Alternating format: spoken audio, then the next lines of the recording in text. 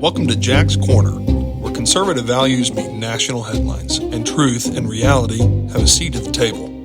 From Louisville, Kentucky, here's your host, Jack Richardson. Well, welcome back to Jack's Corner, where truth and reality have a seat at the table. And I want to get into a few things today. Some theology is going to be mixed in with this, but I'm going to talk about the fraudulent compassion of the left. And I'm going to talk a little bit about Harvard. I'm going to talk about the evil of the left, and I'm going to start connecting some dots together for you. The first item I want to really talk about is, and I can summarize it up in this introductory phrase, is without God there is no order, and without order there is no freedom. Now, the reason why the Democrat left is so radical and irrational and deadly is because they are living without God. And as the surveys have shown, nearly 2/3 or more of those on the Democrat left are essentially atheists. And as I have discussed with others, particularly the studies done by the Academy of Ideas, atheism does cause and create a mental illness. It is born out of futility because for them, this life is it. And for some strange reason, they believe that they can reach immortality if only they can implement the utopia, the insane utopia that they have dreamed up.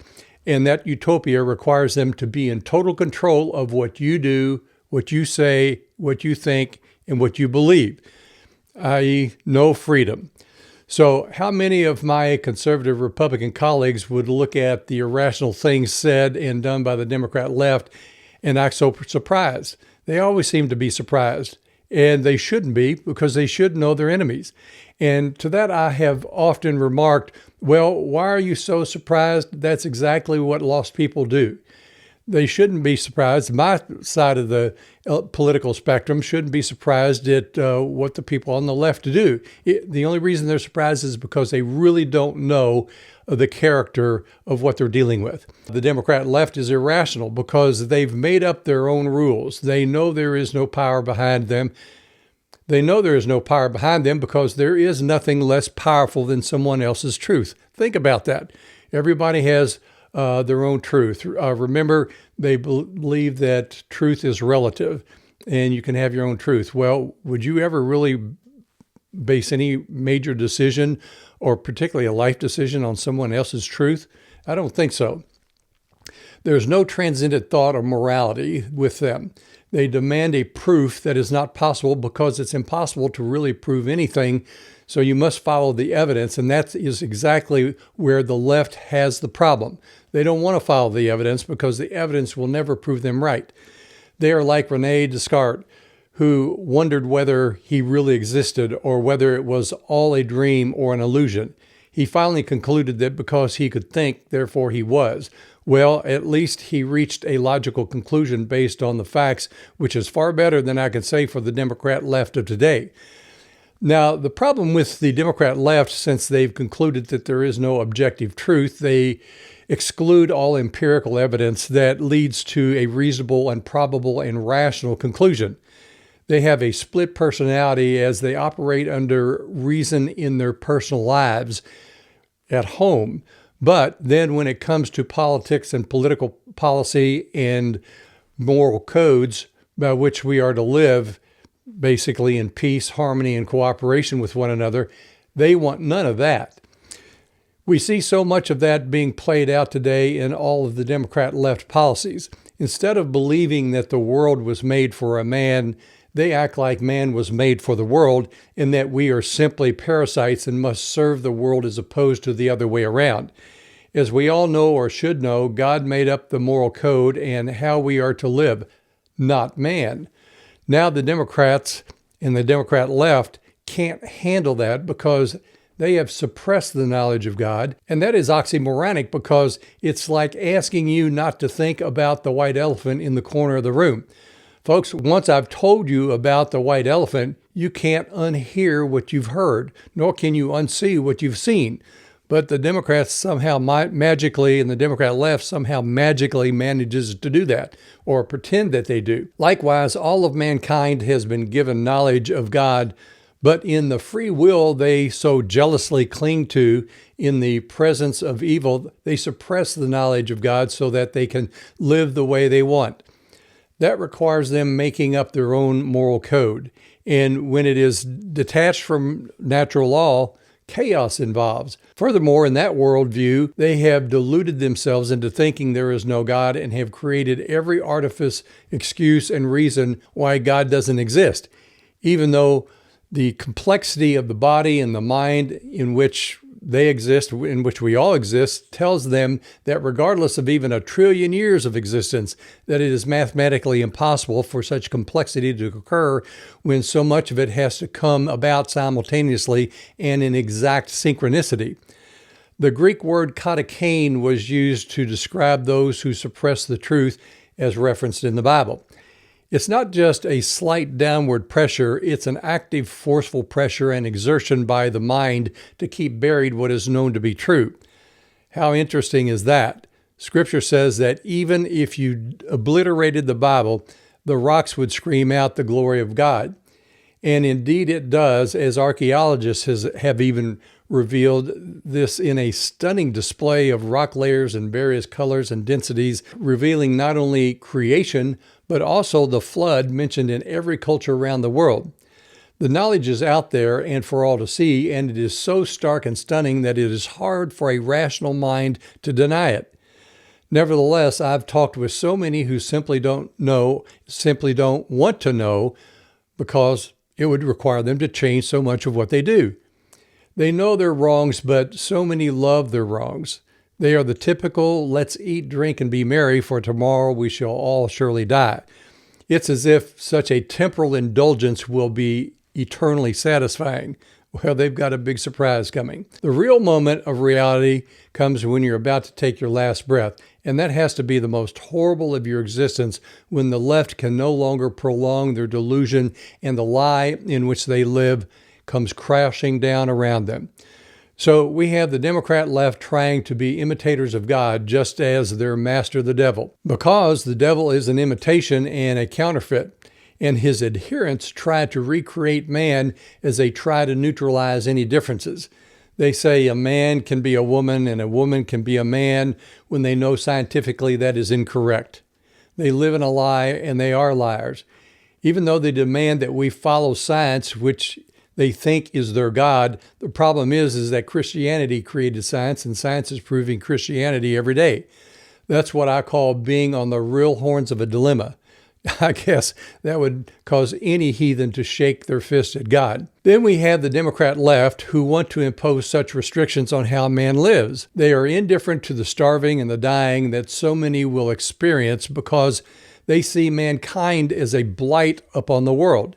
They create new religions like climate change, and if anyone would truly read the objective science, they would know the fallacy and the fraud behind it.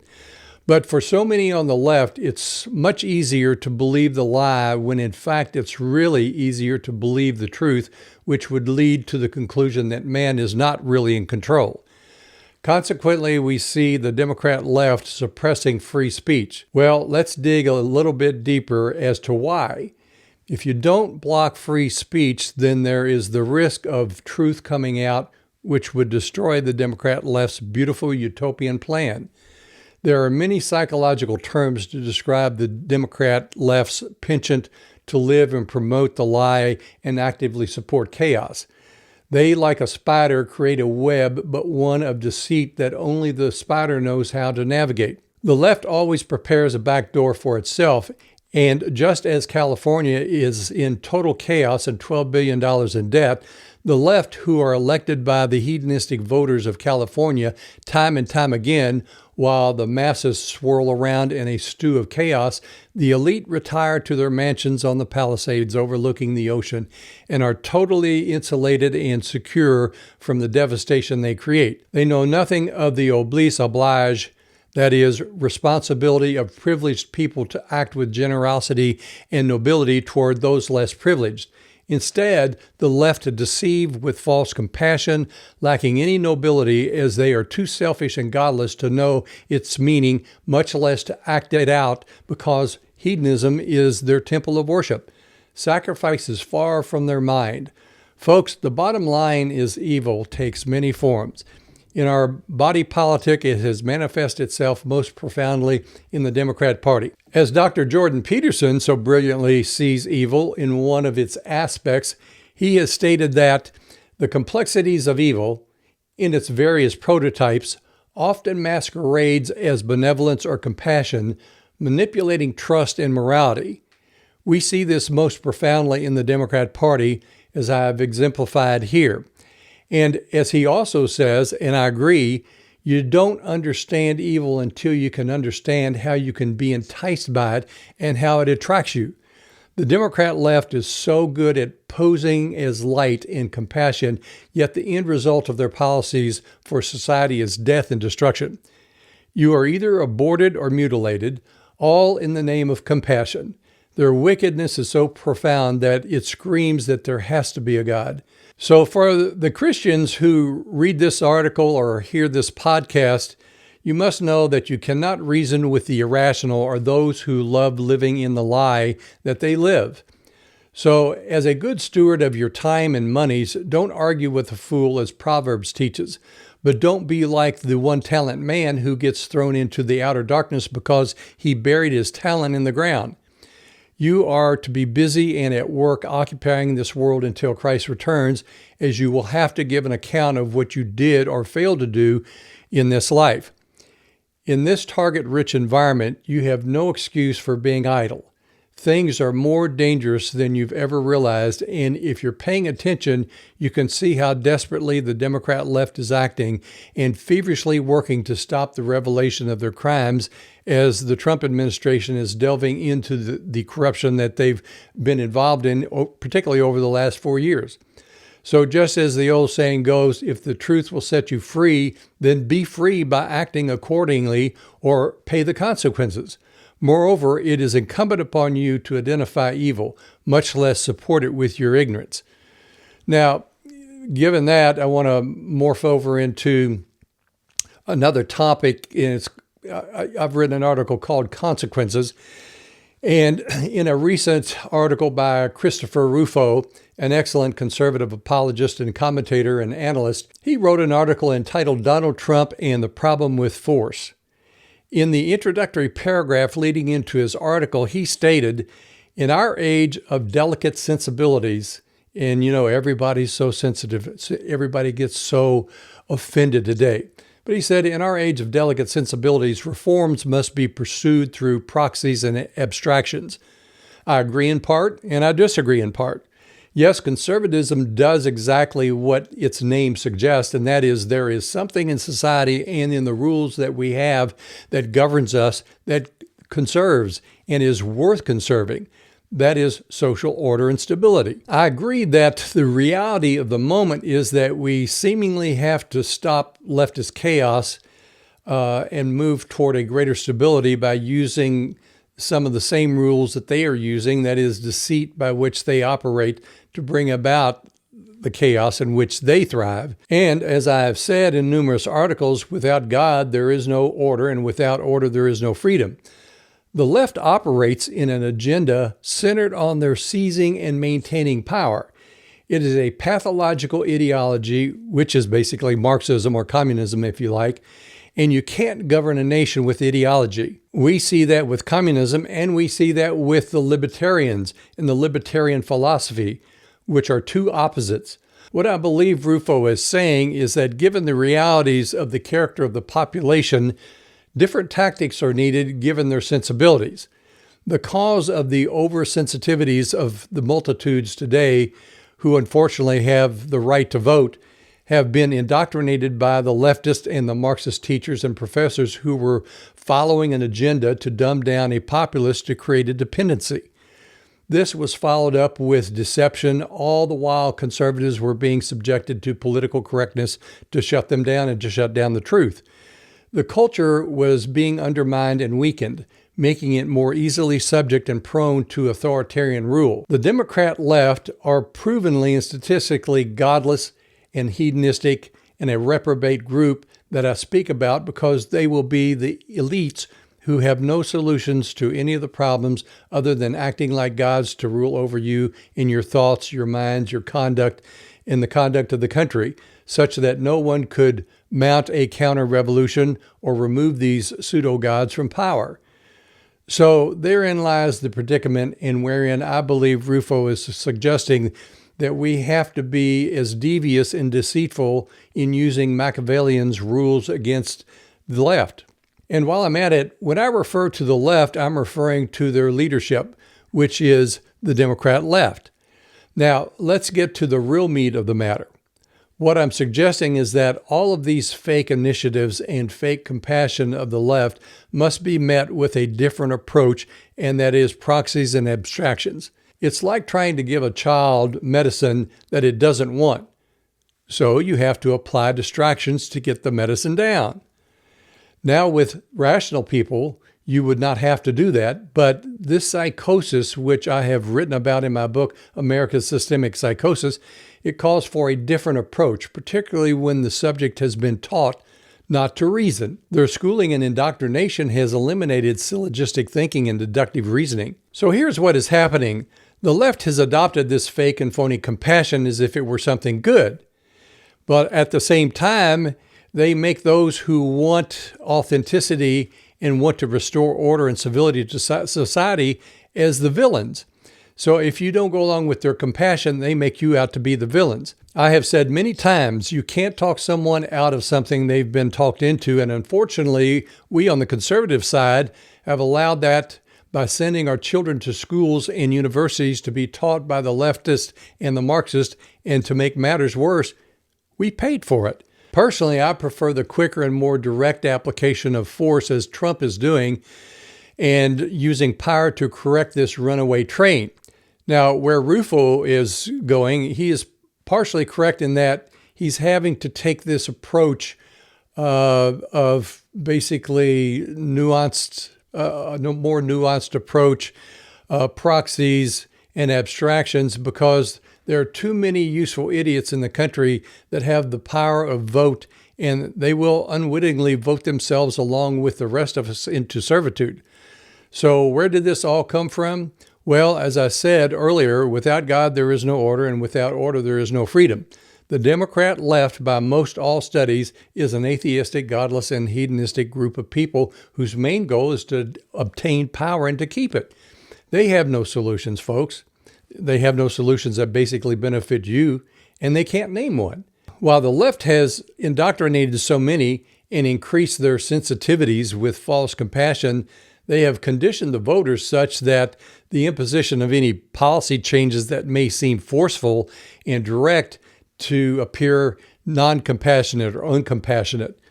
However, the Democrat left themselves, in their lust for power and their passion for keeping it, will have no reservation in using extreme, brutal, and murderous power to keep it.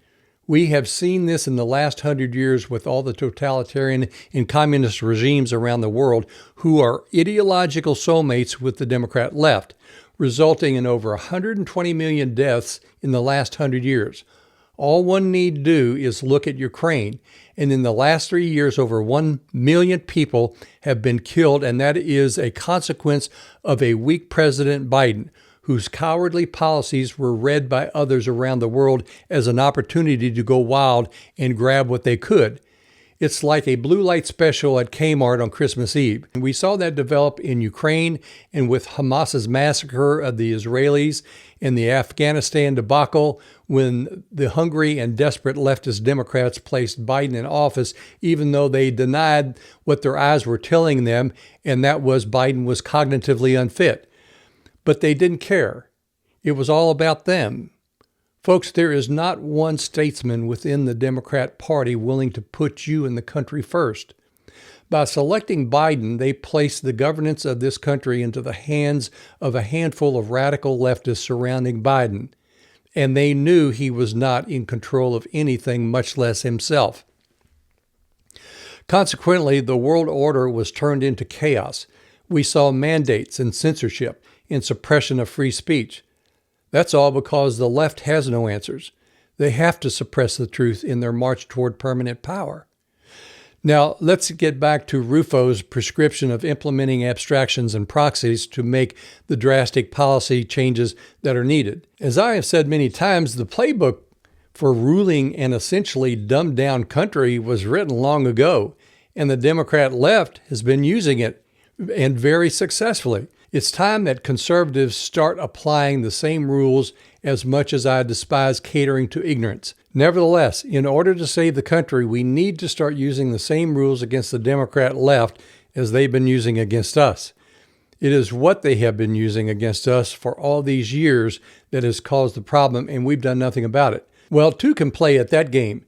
It's time for conservatives to wake up. However, a caution is in order. That is, don't let the slick, deceiving policies of the false appearance of compassion become appealing to the overly sensitive, such that it becomes infectious to the rest of us. As it was, remember this, it was political correctness in the first place that caused all these problems. We stopped speaking blunt truths to our people. We fell too much in love with the lie. God is the creator, and he made up all the rules in the universe that govern all that exists, including our bodies and our minds and how we were to relate with one another.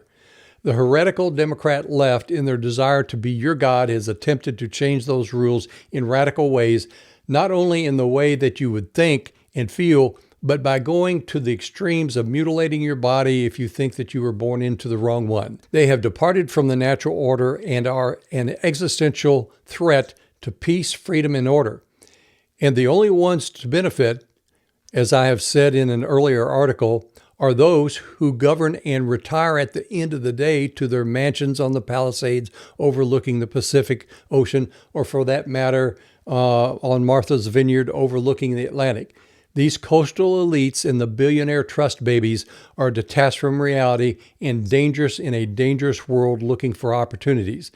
It's a national psychosis, and as some have called it, a mass formation psychosis. These are the most dangerous people in the world and must be governed as opposed to governing. And that gets us back to Trump's use of force to make major decisions in immigration, foreign relations, and tax policies in this country. But one must realize he has only an 18-month window of opportunity before all the cowards in Congress have to run for re-election and won't pass anything that might be controversial to cause them to lose re-election. We truly have, when you add in the court system, a suicidal pact as a nation. So in conclusion, I believe that Rufo is correct in that we need to use a little bit more finesse and, yes, even deceit to get this belligerent, know-it-all, and stubborn baby to take the medicine, and whether by proxies or abstractions, we need to get it done. Now, I want to move into another area, what I call the Democrat left planning to manipulate young men. That's something that they are now planning to do. And here's more proof of the corruption and the lies of the Democrat left. As reported in Breitbart News, the Democrat left is planning, now get this, to spend $20 million in an elaborate plan to win back the young men that President Donald Trump captured in the 2024 election. That is exemplary of how deceitful they are. They can't win people over with authenticity because they have none. They are frauds.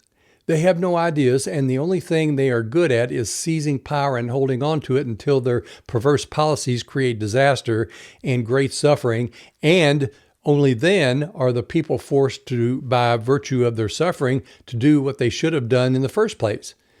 So what is part of the Democrat left plan now? Well, they are going to study the syntax, language, and content that gains attention and virility in these spaces. And why? Because they don't know how to be a man, to be normal. They have to figure out a way to fake it to fool people. Now, how wicked is that? How evil? Again, this proves my point and the mission I'm on to wake people up to the evil that has subsumed the Democrat Party. They have nothing to offer you but misery. A real man does not have to conduct a study to figure out how to be a real man. This is exemplary of just how sick the Democrat left is. They are now trying to figure out how to fake being a man, and then, if they succeed, they will revert back to trying to turn men into women and transition young boys into girls. These are sick people, y'all, and they only succeed because good people do nothing. It's time to fight, fight, fight, and no one has exemplified that and showed us the way better than President Trump. Now, another item that is really current and important for you to try to start looking into and getting your mind around is the problem with Harvard, and I call it the problem with Harvard, China's foothold in America. As Dr. Thomas Sowell once said, that in every crisis you can expect to find someone from Harvard there. And I agree with him. It's been a think tank of radical leftism for decades and working against all that America stands for. Just by virtue of a diploma, there are many who wrongly see these people as endowed with wisdom and morality and intellect, and that is not the case. In the 1960s and the 70s in Louisville, Kentucky here, as I was interning in my family law firm, the joke among attorneys in Louisville was, how many Harvardites did you hire? You see, they were almost always employees and not the employer. Now, yes, there are some who are graduates from Harvard that are great, godly, and truly smart people, and a lot of those are close friends of mine. But the institution, which is a corporation with over $50 billion and billions in government grants, has become a threat to America and its Constitution and your freedom. In an interview with the editor-in-chief of Breitbart News and founder of the Foundation for Freedom Online, Mike Benz, they talked about some of Harvard's engagement in censorship activities. And Ben said that the Belfer Center, for example, at Harvard hosts not just Samantha Powers, who is the USAID administrator under Biden, completely weaponized every aspect of the agency against half of the U.S. population through funding censorship initiatives and through funding initiatives that targeted Breitbart and other conservative outlets. USAID went after the advertisers and undermined so much of our citizens' rights. These toxic brains at Harvard surmised that China was the up-and-coming nation in the world and would be the world power. So in a manner of speaking, they threw their own country. They threw America under the bus, and we began to see the hemorrhaging of America to the Chinese.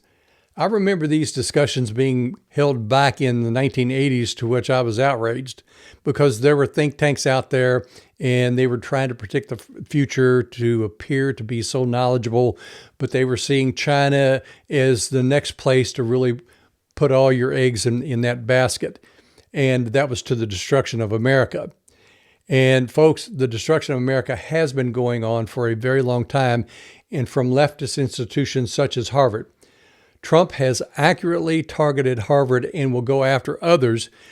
And I haven't the time to develop all the details about Harvard and other institutions in this podcast, but suffice it to say, if we can spend a week uncovering all the clandestine activities going on in the universities, folks, we wouldn't have enough jail space for everyone. Maybe we should take some of that $53 billion that Harvard has and start building jails. Oh, and by the way, I believe that any institution of higher education that has that kind of endowment should be banned from charging tuition to its students or lose its tax status. Well, I will have more to say about this topic later, but until then, that's it for now. Thanks for joining me. I'm Jack Richardson, and this is Jack's Corner.